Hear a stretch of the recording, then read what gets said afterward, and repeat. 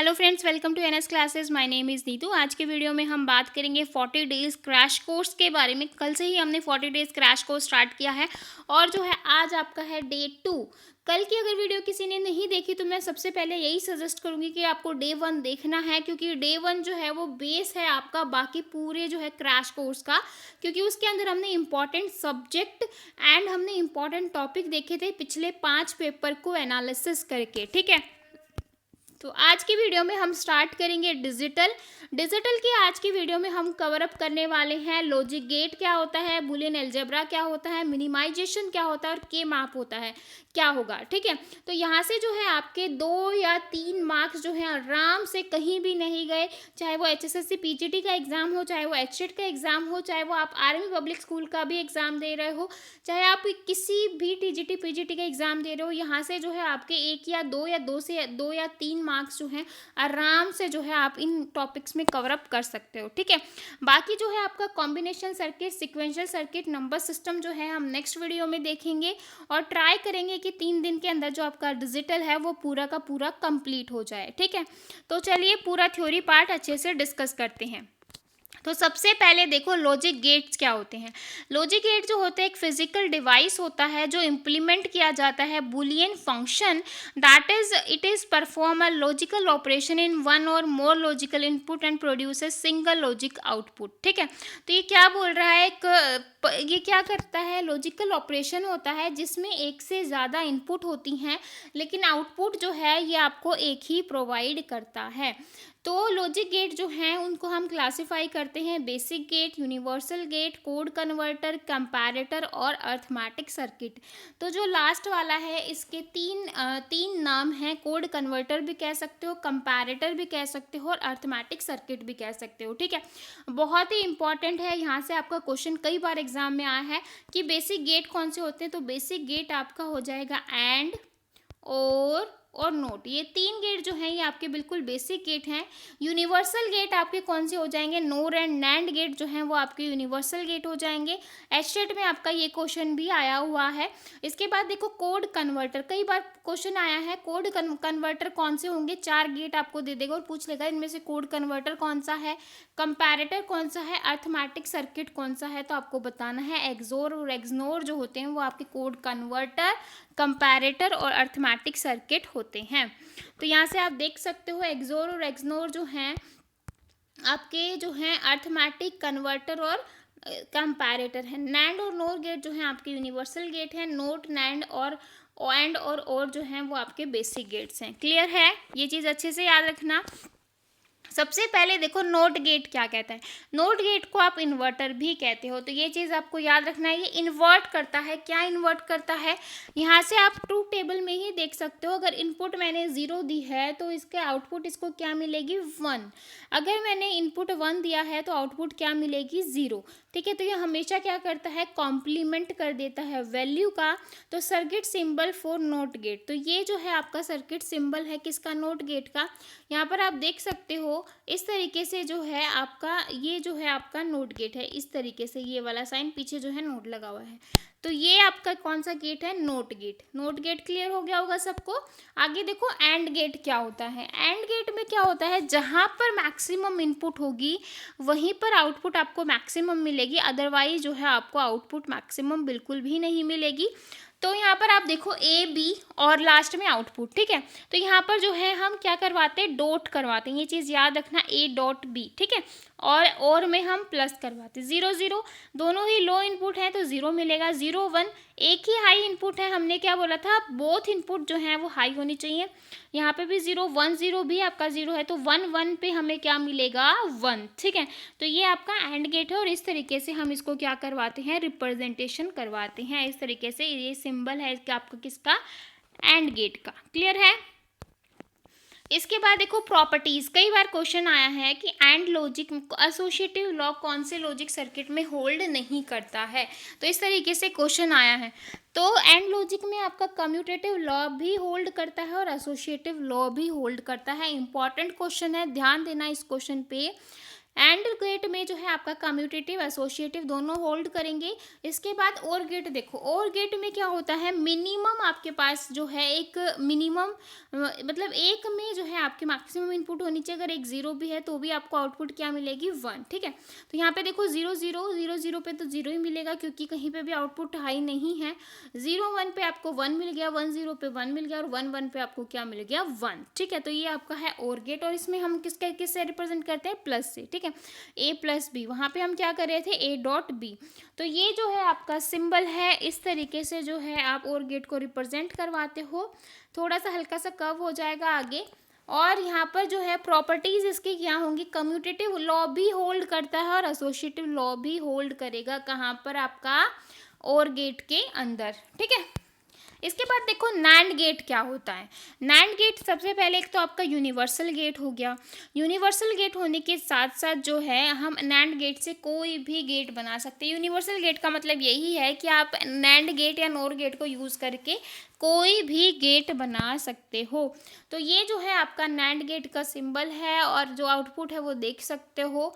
ये आउटपुट जो है वो आपकी एंड गेट की क्या होती है, कॉम्प्लीमेंट होती है। मतलब एंड में क्या हो रहा था, ऊपर तीनों जगह 0 0 मिल रहा था, लास्ट में 1 मिल रहा था। यहाँ पर क्या हुआ, जहाँ पर 0 था वो 1 हो गया और 1 था वो क्या हो गया, 0। क्लियर है सबको। प्रॉपर्टीज इसमें भी दोनों होल्ड करती हैं, कम्यूटेटिव भी और एसोसिएटिव भी। तो ये चीज़ याद रखना कि जो प्रॉपर्टीज़ हैं वो एंड गेट में भी जो है फॉलो कर रही थी और गेट को भी फॉलो कर रही है, मतलब दोनों ही बिल्कुल सही हैं। इसके बाद देखो नोर गेट ट्रूथ टेबल।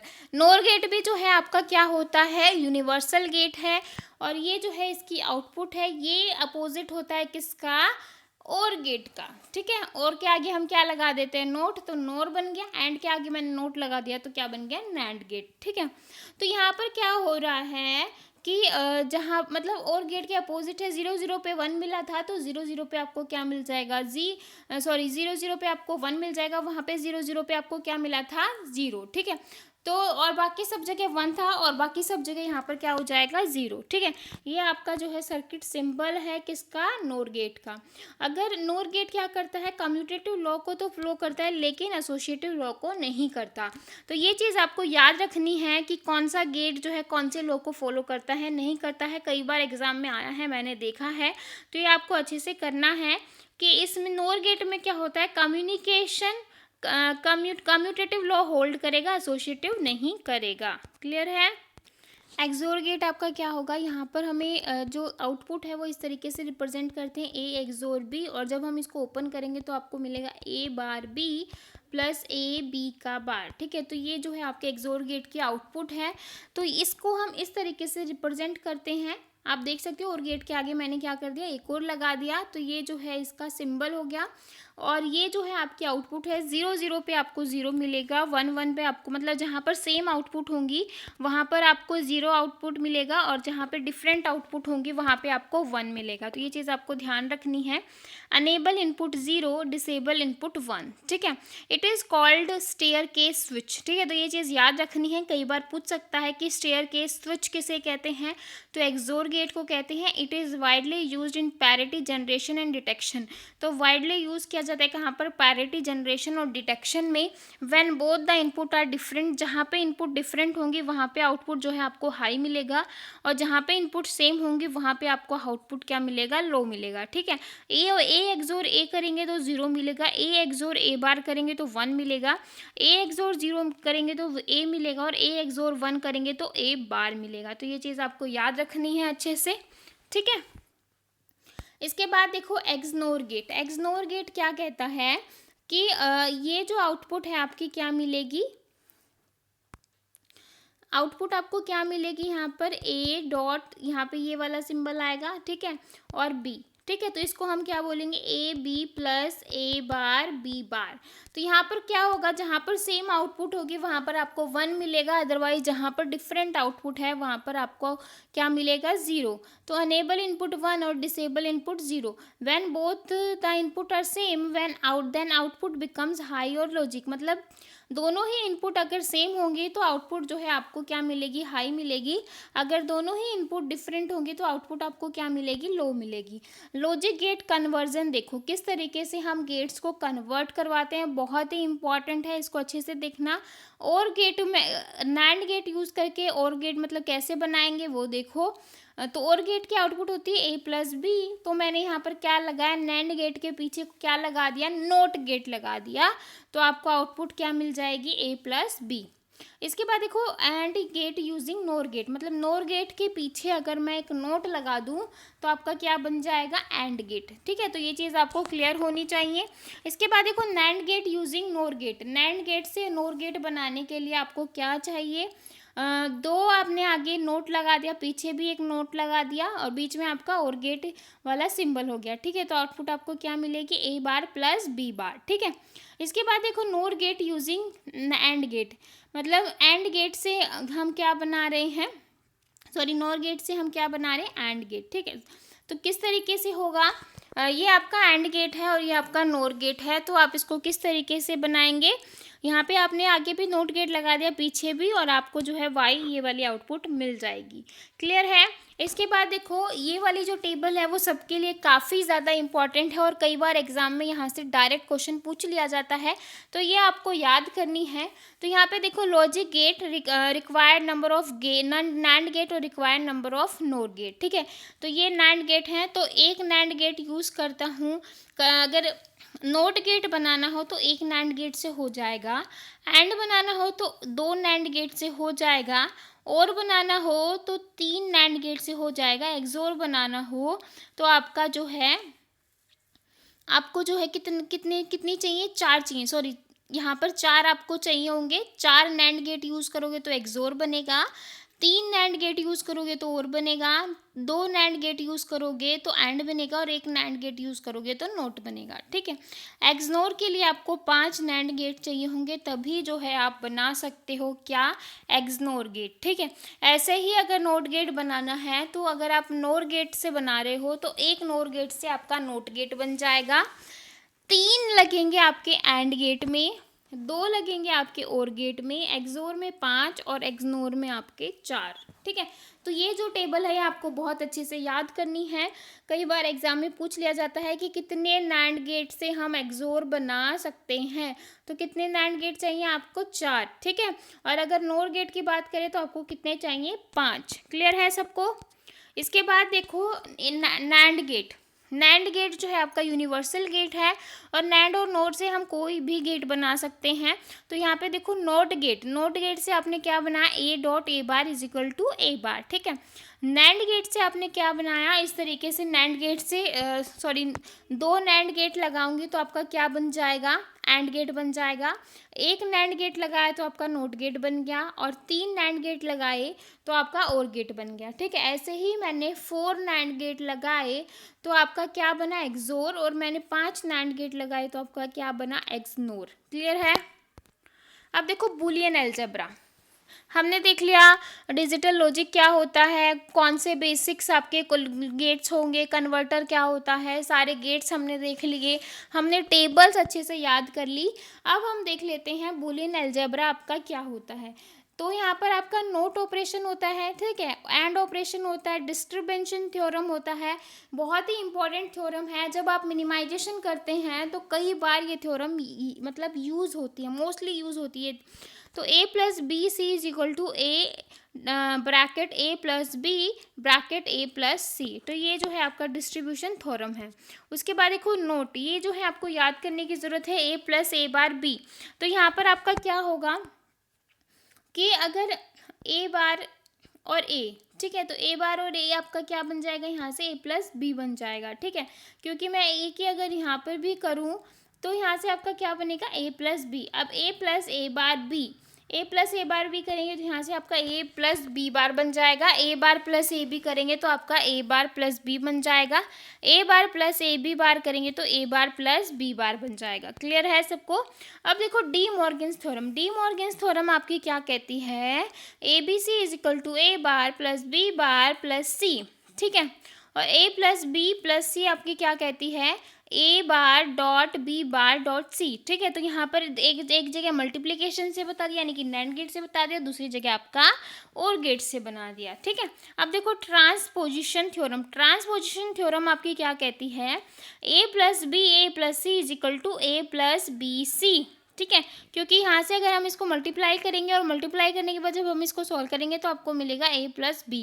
क्लियर है सबको। ट्रांसमिशन थ्योरम कौन सी होती है, डी मॉर्गन्स थ्योरम, तो आपकी यूज़ होती है एग्जाम पॉइंट ऑफ व्यू से भी ये काफ़ी ज़्यादा इंपॉर्टेंट है। क्लियर है यहाँ तक। इसके बाद देखो कंसुएशन थ्योरम। ये कौन सी थ्योरम हो गई, दिस थ्योरम, मतलब ये आप सोच रहे होगे कि ये कौन सी थ्योरम हो गई, अभी तक नहीं पढ़ा, तो आपको जो है यही टर्म्स याद करनी है, क्योंकि टीजीटी पीजीटी एग्जाम में ऐसे ही क्वेश्चन जो हैं वो कंफ्यूजिंग के लिए दिए जाते हैं।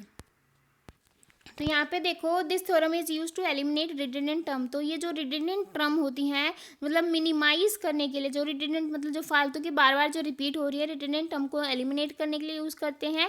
This is applicable only if Boolean function contain 3 variables. ये जो है तभी अप्लीकेबल होती है जब आपका बुलियन फंक्शन जो है 3 वेरिएबल्स को क्या करता है, कंटेन करता है। उसके बाद जो है इच वेरिएबल यूज 2 टाइम्स, हर एक वेरिएबल को 2 बार यूज किया हो। Only one variable is complemented or uncomplimented, then the related term so that complemented or unemployed variable is the answer। ठीक है, तो हम इसमें क्या करते हैं, कॉम्प्लीमेंट करवा देते हैं, अनकॉम्प्लीमेंट करवा देते हैं। ठीक है, उसके बाद देखो sum of product. Sum of product को आप मीन टर्म भी कहते हो, बहुत ही इंपॉर्टेंट है sum of product. Sum of product क्या कहता है कि किसी के मैप में जो है इस तरीके से आपको टर्म्स को, ये जो एक्सप्रेशन है इसको मिनिमाइज करना है, तो के मैप के थ्रू भी कर सकते हैं, और ये जो हमने इतनी थ्योरम पढ़ी है इनको यूज़ करके भी कर सकते हैं। तो यहाँ पर देखो a sum of product expression is 2 or more AND function OR function together. Each product term is known as minimum term. Clear है। एसओपी जो है आउटपुट बिकम लॉजिक 1। एसओपी की जो आउटपुट होती है वो क्या होगी, 1। ठीक है, और ये जो है इसका एग्जाम्पल है A B C plus A bar B C plus A B C bar. यहाँ पर 3 मीन टर्म है are there in the expression. इस एक्सप्रेशन में आपकी 3 मीन टर्म है और 3 ही इसने बोला है। क्लियर है। इसके बाद देखो पीओएस। पीओएस टर्म को आप मैक्सिमम कहोगे, क्यों, क्योंकि इसके एग्जाम्पल में आप देख भी सकते हो कि प्लस लगे हुए थे और वहाँ पर आपका क्या लगा हुआ था, माइनस। तो it is the AND function of 2 or more OR function, each such term is known as maximum term. POS expression is used when output is logic 0। POS expression जो है वो तब यूज़ की जाती है जब आपके आउटपुट क्या होगी, 0। अब देखो ये रिप्रेजेंटेशन है आपका मीन टर्म और मैक्स टर्म का। तो यहाँ से आप देख भी सकते हो मीन टर्म एक्स बार वाई बार जेड बार, इसके बाद एक्स बार वाई बार जेड बार। ठीक है, तो ये सारी बताई हुई हैं और ये जो है आपकी मैक्स टर्म बताई गई है। आई होप आपको ये अच्छे से क्लियर हुआ होगा कि कौन सी मीन टर्म है और कौन सी जो है मैक्स टर्म है। ठीक है, तो मीन टर्म को जो हम डिनोट करते हैं स्मॉल m से करते हैं और मैक्स टर्म को हम करेंगे कैपिटल M से। क्लियर है सबको। इसके बाद देखो एग्जाम्पल एसओपी और POS equivalence for function and it's inverse F. ठीक है, तो ये जो है ये इक्विवेलेंस होते हैं, कैसे होंगे कि यहाँ पर देखो आप ध्यान से देखना ये कैसे अपोजिट किया गया है। ये दोनों स्टेटमेंट यहाँ से इक्वल हैं। ठीक है, यहाँ से इक्वल हैं, तो ये जो है ये वाले आउटपुट अगर ये है, दोनों आउटपुट सेम है, क्योंकि ये मल्टीप्लाई में है, ये क्या है, डिवाइड में है। ठीक है, तो इसके बाद यहाँ पर क्या हो रहा है आपका, तो यहाँ पे आप देख सकते हो ये दोनों जो है इक्वल है, क्योंकि यहाँ पर मैंने क्या किया है, यहाँ पे मल्टीप्लाई किया है और बीच में प्लस करवाया, और यहाँ पे मैंने क्या किया, प्लस करवा के देन मल्टीप्लाई करवा दिया, तो ये दोनों इक्वल है। ऐसे ही सेम यहाँ पे ये दोनों इक्वल है, लेकिन ये वाले जो है वो इसके क्या होगी, इन्वर्ट होगी, और ये वाले टर्म्स जो है वो इसके इन्वर्ट होगी। क्लियर है सबको कि किस तरीके से इन्वर्स होता है इनका।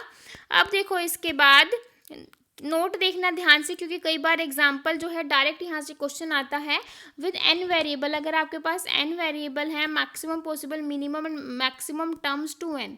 ठीक है, तो यहाँ पर आपके पास पॉसिबिलिटी होगी कि मिनिमम और मैक्सिमम जो टर्म है आपको कितनी हो, 2 की पावर n। ठीक है, अगर आप 2 का के मैप यूज़ कर रहे हो तो वहाँ पे क्या होगा, 2 की पावर 2 4। ठीक है, if with n variables maximum possible logic expression, तो मैक्सिमम क्या होगा, 2 की पावर 2 और x। ठीक है, तो ये चीज़ आपको याद रखनी है। इंपॉर्टेंट है ये। इसके बाद देखो ड्यूअलिटी थ्योरम, ड्यूअल पे भी कई बार क्वेश्चन आ जाता है, पूछ लेता है कि इसका ड्यूअल क्या होगा। तो यहाँ पे आप देखो, to convert positive logic into negative logic, हम क्या करवा रहे हैं, पॉजिटिव को नेगेटिव में चेंज करवा रहे हैं, and vice versa dual function are use, ठीक है, change is AND sign by OR sign and vice versa, ठीक है। इसके बाद देखो complement any zero or one appearing in expression, keep variable as it is, ठीक है। तो ये आपका ड्यूअल है, इसमें क्या हो रहा है, यहाँ पे मल्टीप्लाई है और बीच में क्या है, प्लस, और यहाँ पे आपका क्या है, मतलब अगर मल्टीप्लाई है तो वो प्लस में चेंज हो जाएगा, और जहाँ पे प्लस है वहाँ पे किस में चेंज हो जाएगा, मल्टीप्लाई में। क्लियर है। तो इसी तरीके से आप ड्यूअल करते हो, देख भी सकते हो, A dot B bar dot C, तो यहाँ पे A plus B bar plus सी, ठीक है। यहाँ पे देखो A bar plus B plus C, यहाँ पे देखो A plus B plus C bar, ठीक है। तो ये जो है आपका एग्जाम्पल हो गया। उसके बाद देखो के मैप को हम किस तरीके से रिप्रेजेंट करवाते हैं, विद एन वेरिएबल के map there are two n cell example, ठीक है। अगर आपके पास एन वेरिएबल हैं के मैप के, और जो आपके जो सेल हैं वो कितनी है, 2 की पावर n, जैसा कि मैंने कहा कि मैक्सिमम यहाँ पर कितना होगा, 4। तो आप देख सकते हो 1 2 3 4, ठीक है। 2 वेरिएबल के मैप था। अब देखो 3 वेरिएबल के मैप में कितनी नंबर ऑफ सेल्स होंगी, 2 की पावर 3, दैट इज 8, ठीक है। और 4 वेरिएबल्स के मैप में कितनी होंगी, 2 की पावर n, दैट इज 16। तो ये पॉइंट आपको क्लियर है। 3 variable map, 4 variable map, 2 variable map, ठीक है। इसके बाद देखो बुलियन अलजेब्रा, बुलियन अलजेब्रा आपका क्या कहता है, बुलियन अलजेब्रा जो है एक algebraic structure defined on a set of elements together with 2 binary operators plus and dot, ठीक है। तो ये क्या करवाता है, variable is a symbol, for example A use to represent a logical quantity whose value can be 0 or 1। Complement आपका क्या करेगा, कॉम्प्लीमेंट वही इन्वर्स करवा देगा, और लिटरल क्या होते हैं, एक तरीके के वेरिएबल होते हैं जो कॉम्प्लीमेंट करते हैं किसी भी वेरिएबल को। क्लोजर आपकी क्या होती है, for any X and Y in the alphabet A, X plus Y and X dot Y are also in A, ठीक है। तो ये आपका क्लोजर हो गया। उसके बाद देखो बुलियन वैल्यू क्या कहता है, the value of Boolean variable can be either 1 और 0, the base for this number system is 2, ठीक है। अगर बुलियन वेरिएबल का जो है अगर आइदर 1 और 0 है तो उसका जो बेस है नंबर सिस्टम का वो क्या रहेगा, 2। बुलियन ऑपरेटर्स आपके कौन कौन से होंगे, एंड और नोट और एक्सोर और एक्सनोर, ठीक है। टोटल ये आपके क्या हैं, बुलियन ऑपरेटर्स हैं।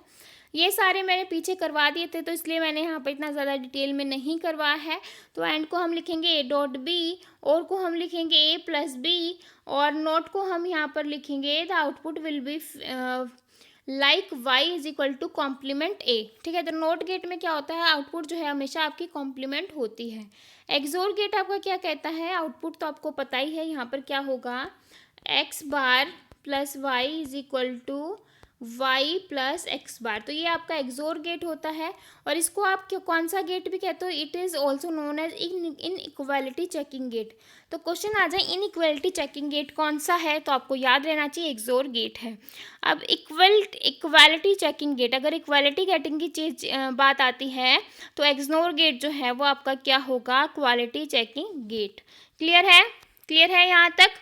इसके बाद देखो ऑपरेटर प्रेसिडेंस, मतलब जब आप मिनिमाइजेशन करते हो तो सबसे पहले किस चीज़ को ओपन करोगे, तो सबसे पहले हम पैरेंथेसिस को करते हैं, फिर नोट गेट, फिर एंड, और फिर लास्ट में आपका क्या आ जाएगा, और गेट आ जाएगा। तो ये ऑपरेटर के प्रेसिडेंस है। उसके बाद देखो ड्यूअलिटी मैं ऑलरेडी आपको बता चुकी हूँ। एंड गेट को और में चेंज कर देंगे, और को एंड में कर देंगे, रिप्लेस कर देंगे 1 को 0 से, 0 को 1 से, ठीक है। तो यहाँ पर आप देख भी सकते हो ए डॉट वाई बार, तो ए डॉट वाई बार क्या बन जाएगा, एक्स प्लस वाई, ठीक है। तो ये आपकी क्या हो जाएगी, X plus Y plus Z भी आएगा, ठीक है। तो ये आपकी ड्यूअलिटी आ जाएगी। क्लियर है सबको। इसके बाद देखो बुलियन फंक्शन आपके क्या कहते हैं, any Boolean function can be formed from binary variables and the Boolean operators dot plus and for and और not respectively for a given value of variable the function can take only one value either zero और one, ठीक है। तो यहाँ पर either value जो है वो ज़ीरो और वन होगी। इसमें कॉम्बिनेशन जो है वो 2 की पावर n में बनेंगे, जैसा कि हमने देखा था। तो हम इसको जो है function can be specified to represent in any of the following ways. तो फंक्शन को मैंने क्या किया, रिप्रेजेंट कर दिया in my of following, in the following ways, ठीक है। तो कौन से होंगे आपके, ट्रूथ टेबल होगा, सर्किट होगा, बुलियन एक्सप्रेशन होगा, सम ऑफ प्रोडक्ट होगा, प्रोडक्ट ऑफ सम होगा, एसओपी फॉर्म होगी और पीओएस फॉर्म होगी, ठीक है। तो ये सारी चीज़ें हम कर चुके हैं। ट्रूथ टेबल हमने कर लिया है, सर्किट्स हमने देख लिए हैं, बुलियन एक्सप्रेशन हमने देखा है, सम ऑफ प्रोडक्ट हमने देखा है, ठीक है, प्रोडक्ट ऑफ सम हमने देखा है, मैक्स टर्म मीन टर्म हम सारी चीज़ें कवर अप कर चुके हैं, ठीक है। तो बुलियन फंक्शन में ये सारी चीज़ें कवर अप होती हैं। उसके बाद देखो important Boolean operation over Boolean values. तो बुलियन वैल्यूज़ के ऊपर कौन कौन से होंगे, 0 0 की मल्टीप्लाई 0, 1 1 की मल्टीप्लाई 1, 0 1 की 1, 1 0 की भी 0, वह 0 का कॉम्प्लीमेंट 1 हो जाएगा, 1 में 1 ऐड करेंगे तो 1 हो जाएगा, 0 में 0 ऐड करेंगे 0, 1 में 0 ऐड करेंगे 0 or 1 complement is equal to 0, ठीक है। तो इस तरीके से जो है आपका क्या बनेगा, 1 में अगर मैंने 0 ऐड किया है, 0 में मैंने 1 ऐड किया तो आपको 1 मिल जाएगा, लेकिन 1 का कॉम्प्लीमेंट क्या होगा, 0, और 0 का कॉम्प्लीमेंट क्या होगा, 1। क्लियर है। इसके बाद देखो table of some basic theorem. तो ये जो टेबल है ये आपको बहुत ही अच्छे से याद करनी है, क्योंकि डायरेक्ट क्वेश्चन आता है, तो इसमें से आप लगा के चलो 1 मार्क्स तो आएगा ही आएगा। आइडेंटिटी लो, ठीक है। तो आइडेंटिटी आप देख सकते हो, आइडेंटिटी में कुछ भी मल्टीप्लाई करें, कुछ भी प्लस करें तो आपको जो आइडेंटिटी है वही रिसीव होगी।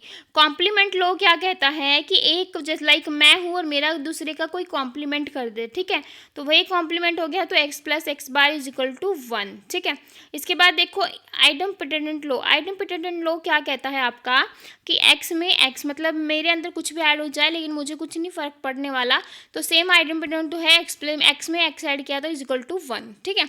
उसके बाद देखो डोमिनेंट लो। डोमिनेंट लो क्या कहता है, अगर वैल्यू में कुछ भी 1 ऐड करें या मल्टीप्लाई करें तो आपको क्या मिलेगा, मतलब 1 मल्टीप्लाई 1 करेंगे तो 1 मिलेगा, 0 करेंगे तो 0 मिलेगा।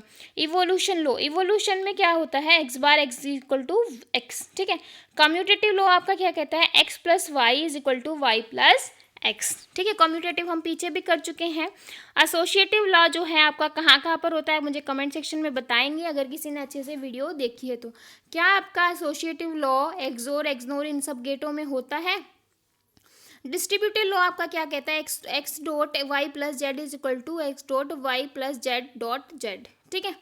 तो ये सारे हो जाएंगे। डी मॉर्गन्स लॉ आपका क्या कहता है, एक्स प्लस वाई का whole bar is equal to X bar dot Y bar.